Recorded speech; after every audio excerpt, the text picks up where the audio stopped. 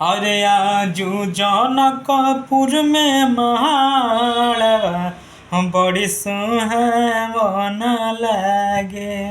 अरे आजू जनकपुर में महाड़वा बड़ी सुहावन लागे। सिया के चढ़े लहरा दिया मन भावन लागे। सिया के चढ़े लहरा दिया मन भावन लागे। आजू जनकपुर में मोरवा बड़ी सोहा